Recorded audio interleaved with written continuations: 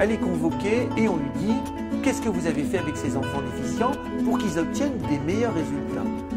Et là, sa première réponse, qui est pour moi fabuleuse, qui est très très riche, c'est elle dit « C'est pas la bonne question. La question, c'est pas qu'est-ce que je fais moi avec mes enfants déficients pour avoir des bons résultats, c'est vous, qu'est-ce que vous faites avec des enfants normaux pour avoir des résultats aussi tristes. C'est ça la bonne question. Les enfants de la maison des fous rattrapaient les enfants normaux aux examens publics parce qu'ils avaient tout simplement suivi des voies différentes. Ils avaient été aidés dans leur développement psychique alors que les enfants normaux avaient été au contraire contraints et déprimés. Qu'est-ce qui se passerait si ce que je fais avec mes enfants déficients, si je pouvais le transmettre ou le donner à des enfants dits normaux? Et le 6 janvier 1907, ouverture de la première maison des enfants. Donc elle va remettre en évidence tout le matériel d'Itard et de Seguin pour se dire que pour un enfant normal, qui a une constitution naturelle, il faut peut-être adapter le matériel à un autre moment. Il y a peut-être un âge précis pour présenter le matériel. Et donc ça va être de nouveau, elle va tout remettre en cause, son travail, cette fois-ci pour la normalité, pour l'enfant dit normal, et elle va commencer à faire un travail qui est gigantesque, qui va être étalonné, tout le matériel qu'elle présente aux enfants. À quel âge je dois présenter cette lettre? Quelle taille elle doit avoir? Donc elle va construire des lettres grandes comme ça, des lettres grandes comme ça, des lettres de cette taille-là. Elle va les donner aux enfants à différents âges. Et elle va se rendre compte qu'à tel âge, à tel moment, il faut présenter les lettres. Tous les enfants ont ces périodes sensibles. Le petit chinois, le petit américain. On est toujours des homo sapiens sapiens. Nous avons toujours ces sensibilités-là qui font qu'on est capable de se développer. Donc l'ordre, importance de respecter l'ordre, mais aussi elle continue puisque ce sont les périodes sensibles qui sont pour les 0-6 ans, parce qu'il y en a d'autres après. C'est la période 0-6 ans. Alors l'ordre, eh bien, il va continuer, il va être très influent et très important jusqu'à 4 ans et demi à peu près. 4 ans et demi, même pour certains, 5 ans, ça arrive. Il faut respecter la régularité chez l'enfant. Donc si par exemple l'enfant il a l'habitude de faire quelque chose tous les matins et qu'on ne lui laisse pas faire cette habitude régulière, eh bien lui il va se mettre à pleurer, il va avoir quelque chose qui va pas être... on va croire que c'est un caprice pour nous adultes et on ne va pas comprendre que pour lui il y a quelque chose de son fonctionnement interne qui n'est pas respecté. Je vais m'occuper de Pierre maintenant. Et je passe avec Pierre, qui lui est peut-être en train de lire. Alors hop, je vais peut-être faire des lettres rugueuses avec Pierre. Et je vais lui présenter 3 lettres rugueuses, etc. C'est rangé, c'est fini, on va le ranger sur l'étagère. Et hop, je vais passer avec Julie sur le matériel sensoriel. Voilà. C'est une partie de mon travail. Mais mon autre partie, c'est d'observer, bien évidemment. Puisque justement Montessori part de l'observation, donc il faut que je trouve des moments où j'observe les enfants, c'est-à-dire où je m'isole du groupe, où je m'assois, et puis je dis tiens, alors lui Pierre, qu'est-ce qu'il fait? Je lui ai présenté quoi Pierre? Je lui ai présenté la tour rose, je lui ai présenté ça et ça, qu'est-ce qu'il fait? Il fait ça, tiens, je vois qu'il a très très envie de toucher les lettres, il est presque prêt, il a envie de faire ça, donc moi je prends note de ce qu'il a envie de faire. Je vais regarder comment il se débrouille. Est-ce qu'il est au travail? Est-ce qu'il n'est pas au travail?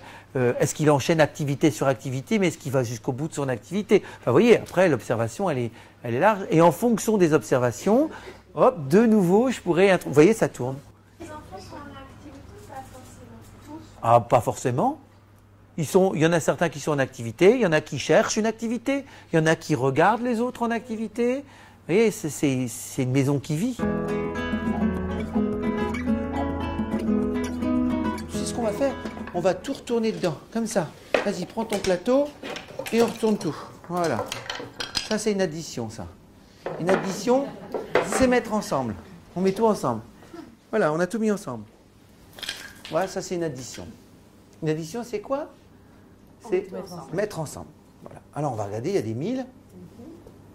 Tu veux bien sortir les unités? Et toi, tu veux bien sortir les dizaines? Moi, je vais sortir les centaines. Voilà.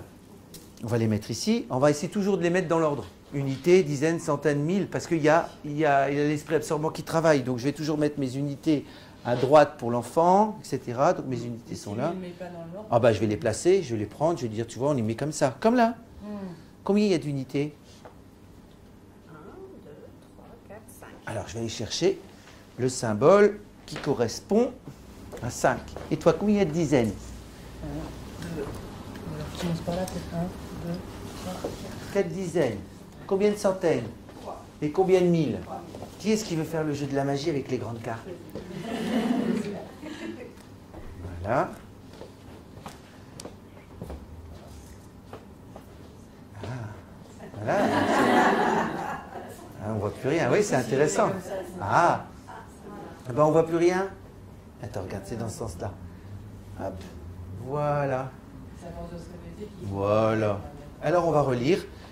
1 000, 2 centaines, 3 dizaines et 3 unités, plus 2 000, une centaine, une dizaine et 2 unités, eh bien ça donne en tout et pour tout 3 000, 3 centaines, 4 dizaines et 5 unités. On a 4 ans et demi. Ah si, on va le dire après, on va attendre. Après on va dire 1233, voilà, etc. Là, tu me donnes ce qui est écrit là-dessus. Je vais prendre mon petit mot. Il va lire moto. Alors il y a certains enfants qui vont faire o t o. Ils vont lire les lettres. Voilà. Alors c'est o. Alors des fois il faut lui demander dis-le un petit peu plus vite. Et puis derrière c'est l'étincelle moto.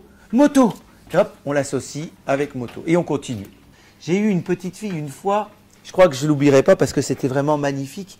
Elle n'avait pas conscience de ce qu'elle était capable de faire. Pourtant, elle faisait déjà l'analyse, elle lisait déjà quelques mots à droite à gauche. Je prends la première boîte d'objets et quand je lui ai dit « tu vas me donner ce que je veux » et je lui donne le mot, elle était là comme ça. Elle me regarde. Moto. Moto. Alors elle prend la moto, puis elle me dit « vite, vite !» Vite, encore un mot, encore un mot. Alors j'écris, elle me dit vite, vite, vite. Moi je dis 2 minutes, 2 minutes. Alors je lui donne. Toujours, hein. File, file, file. Elle me dit vite, vite, ça va partir. Vite, vite. Vous voyez, elle avait peur que ça parte. C'est excellent, quoi. Alors je dis t'inquiète pas, ça partira jamais plus. C'est pour toute ta vie maintenant.